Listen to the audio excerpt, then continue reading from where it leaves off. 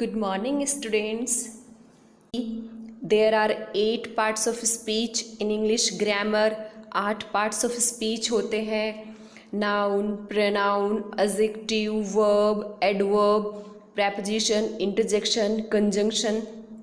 ये सारे कल हमने 4 को पढ़ा था. Noun, pronoun, adjective and verb को.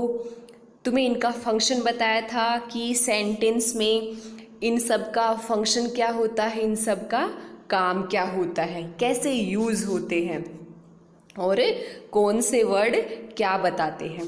देखो कल वर्ब का कुछ बच गया था, आज हम उसी से स्टार्ट करते हैं हमारा ये लेसन.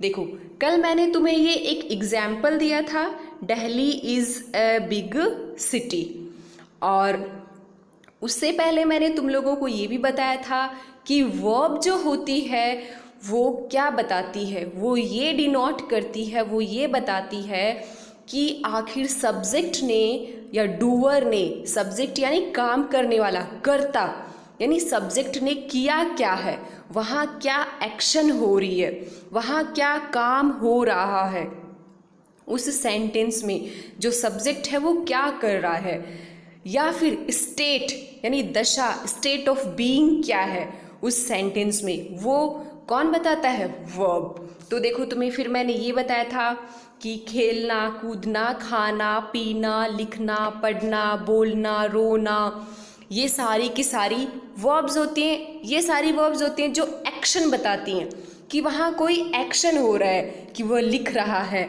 वह पढ़ रहा है, वह बोल रहा है, वह सुना रहा है, वह खा रहा है, वह खेल रहा है. ये सारी तो हो गई एक्शन वर्ब्स जिनमें हमें पता लगता है कि कोई काम. अब देखो कुछ ऐसी वर्ब्स होती हैं एक्शन वर्ब्स के अलावा जो कि हमें स्टेट बताती हैं, अवस्था बताती हैं. ठीक है, जैसे कि ये सेंटेंस था, मैंने तुम्हें कल एक ये सेंटेंस लिखवाया था, Delhi is a big city.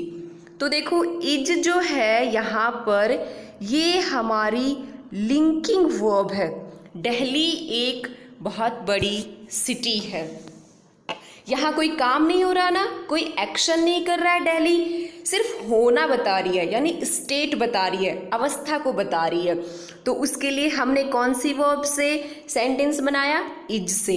Is हमारी यहाँ क्या है, लिंकिंग वर्ब. इसको देखो लिंकिंग वर्ब क्यों बोलते हैं, क्योंकि लिंकिंग वर्ब वो होती है जो सेंटेंस को लिंक करती है. लिंक यानी जोड़ना, जो सब्जेक्ट को ऑब्जेक्ट से जोड़ती है. जैसे तुम्हें मैं एक और एग्जाम्पल दूं यहाँ, ही इज हैप्पी, वह इज हैप्पी. देखो हम इसको हिंदी में देखते हैं, वह बहुत खुश है. तो यहाँ कोई एक्शन नहीं हो रही, कोई क्रिया नहीं हो रही, कोई परफॉर्मेंस नहीं हो रही, सिर्फ वो खुश है, यानी उसकी स्टेट को बताया जा रहा है, यहाँ उसकी दशा को बताया जा रहा है, अवस्था को, कि वो कैसा है, वो खुश है. ये वर्ब्स होती हैं इज, एम, आर, वॉज, वर. इनको बी वर्ब्स भी बोलते हैं. B verbs. बी वर्ब्स क्यों बोलते हैं, क्योंकि वही ये सेंटेंस में लिंक का काम करती हैं, सब्जेक्ट को ऑब्जेक्ट से जोड़ती हैं. तो इनको एज अ बी वर्ब के रूप में हम यूज़ करते हैं जब ये अकेली आती हैं सेंटेंस में, तब. Okay,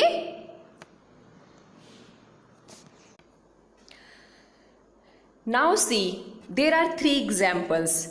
The first one is John drives a car. The second, she is hungry. The third is Ram is drinking a cup of tea.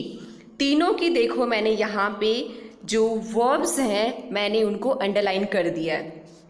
अब हम इन तीनों verbs का अलग अलग देखते हैं कि ये verb यहाँ किस रूप में काम कर रही है. जैसे फर्स्ट अपना है जॉन ड्राइव्स ए कार.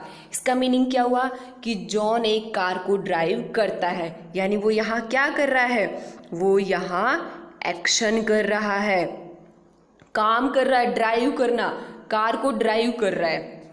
ये क्या है, drive, man verb. Okay, second sentence देखो, शी इज हंग्री।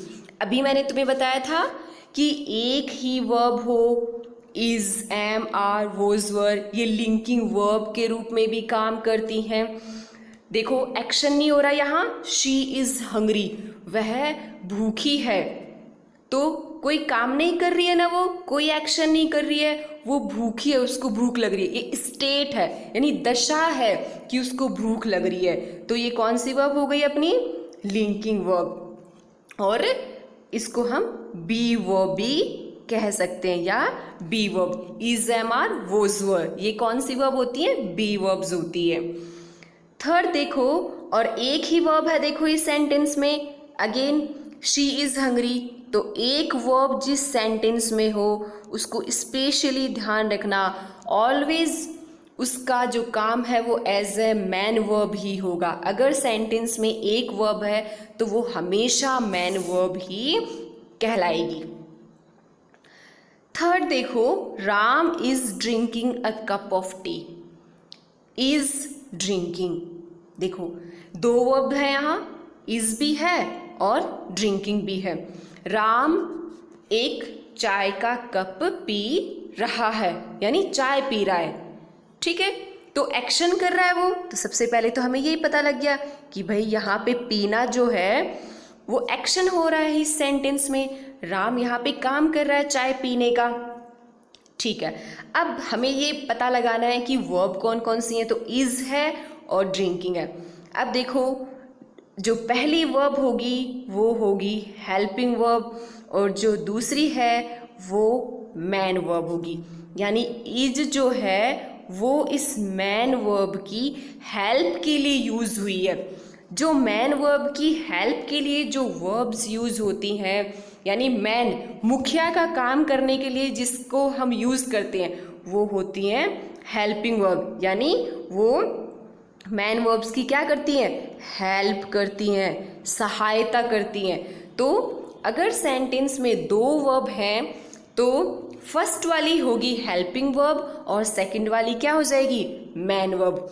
और अगर सेंटेंस में तीन वर्ब्स हैं तो पहली दो हेल्पिंग वर्ब होंगी और जो थर्ड है वो मैन वर्ब होगी। Okay, got it? स्पीच है हमारा एडवर्ब। एडवर्ब क्या होता है? A word that denotes, tells more about a verb, an adjective or another adverb।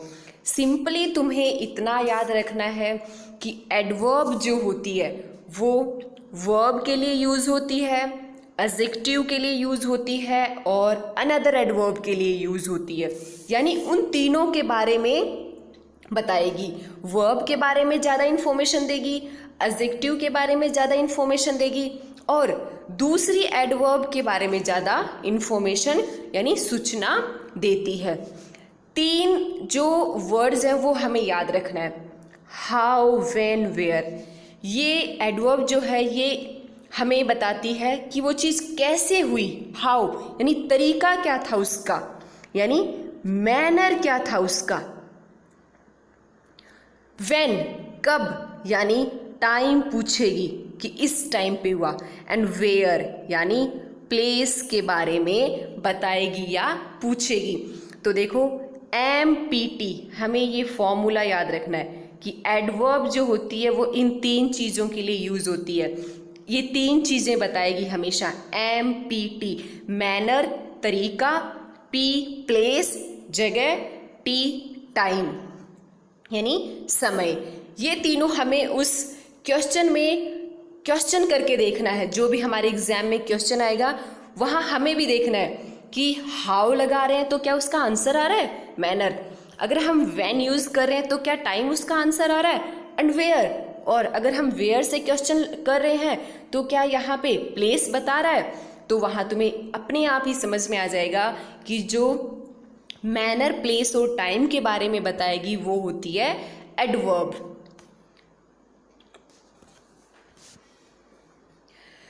कुछ एग्जाम्पल्स देखो मैंने लिखे हैं, और मेनली देखो एक बात ध्यान रखना कि 99% जो एडवर्ब्स होती हैं वो अपने बाद में एल वाई लेती हैं। यानी 100 में से 99% जो एडवर्ब्स होती हैं वो अपने बाद में एल वाई लेती हैं।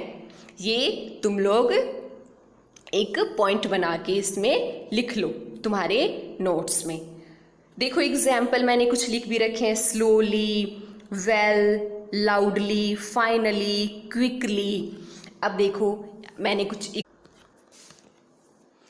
देखो मैंने यहाँ कुछ एग्जाम्पल्स बताए हैं, उनके थ्रू समझो। फर्स्ट एग्जाम्पल है हमारा शी फील्स वेल, वह अच्छा महसूस करती है। अभी देखो हमने एडवर्ब की डेफिनेशन में क्या पढ़ा था, अ word that tells more about a verb, an adjective और अनदर एडवर्ब।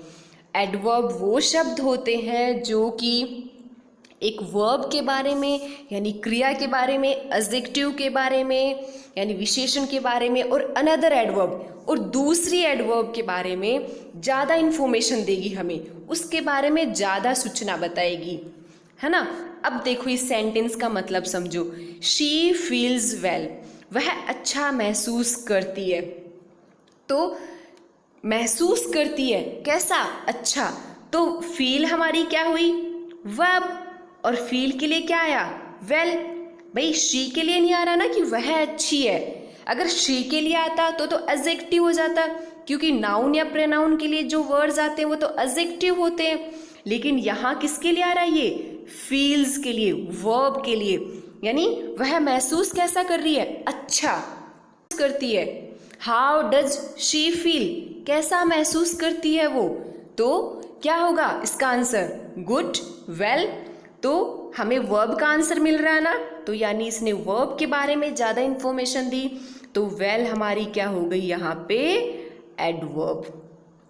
नेक्स्ट सेंटेंस देखो, शी ईट्स स्लोली, वह धीरे धीरे खाती है, यानी स्लो खाती है। अगेन ईट्स हमारी क्या है, वर्ब हुई, शी क्या है, प्रोनाउन। अगर देखो शी के बारे में कोई इंफॉर्मेशन नहीं दे रहा ना सेंटेंस, ये एडवर्ब कि वह कैसी है, अगर शी के बारे में देता तो एडजेक्टिव हो जाता, लेकिन हमारे तो ये वर्ब के बारे में बता रही है, ईट्स के बारे में कि वह खाती है ना, जो वो स्लोली खाती है, बहुत धीरे धीरे खाती है। तो यहाँ पे स्लोली क्या हो गई, एडवर्ब। नेक्स्ट देखो, Mary is very tired, Mary जो है वो बहुत ही टायर्ड है, यानी बहुत ही थकी हुई है। अब देखो मैरी जो है वह थकी हुई है, लेकिन मैरी के लिए वेरी थोड़ी यूज हुआ है, वेरी का मतलब क्या है यहाँ पे, बहुत, और टायर्ड का मतलब थकान। तो मैरी क्या है, थकी हुई। तो मैरी तो नाउन है, नेमिंग वर्ड, और मैरी की जो विशेषता बता रहा है यानी उसको जो डिनोट कर रहा है, टायर्ड क्या हो गया, एडजेक्टिव। और देखो एडजेक्टिव के बारे में ज़्यादा इंफॉर्मेशन दे रही है वेरी, कि थका हुआ कितना है, कम या ज़्यादा, तो बहुत ज़्यादा थका हुआ है ना, तो ये क्या हो गई, वेरी यहाँ पे एडवर्ब हो गई। ये किसके बारे में ज़्यादा इंफॉर्मेशन दे रही है, एडजेक्टिव के बारे में। लास्ट सेंटेंस देखो, John is running very quickly, John बहुत ही तेज से दौड़ रहा है, बहुत तेज दौड़ रहा है वो। जॉन क्या हुआ, नेमिंग वर्ड है, ये नाउन हुआ। इज रनिंग, ये इज हमारी हेल्पिंग वर्ब हुई, रनिंग हमारी मैन वर्ब हुई।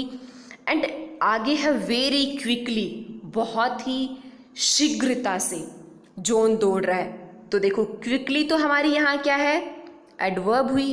भाई दौड़ कैसे रहा है, तरीका बताया ना, मैनर बताया ना, कि हाउ का ही तो आंसर दे रहा, कैसे, मैनर बता रहा ना यहाँ हमें, तरीका। तो कि बहुत तेज तेज दौड़ रहा है, तो क्या हुई, एडवर्ब। और देखो वेरी यानी दौड़ रहा है कैसा, वेरी का मतलब क्या होता है, और भी ज़्यादा, बहुत ज़्यादा, तो और भी तेज दौड़ रहा है, तो ये भी क्या हुई, एडवर्ब हुई। कैसे हुई, ऊपर वापस से तुम्हें डेफिनेशन माइंड में लानी है कि एडवर्ब वो वर्ड्स होते हैं, वो शब्द होते हैं जो कि एक वर्ब के बारे में, एक एडजेक्टिव के बारे में और दूसरी एडवर्ब के बारे में हमें ज़्यादा इन्फॉर्मेशन देते हैं, ज़्यादा बताते हैं। तो देखो, क्विकली हमारी एडवर्ब हुई और वेरी भी हमारी एडवर्ब हुई, कि क्विकली के बारे में ही ज़्यादा बता रहा है कि वो दौड़ रहा है, लेकिन दौड़ कैसे रहा है, और तेज दौड़ रहा है। Okay, got it.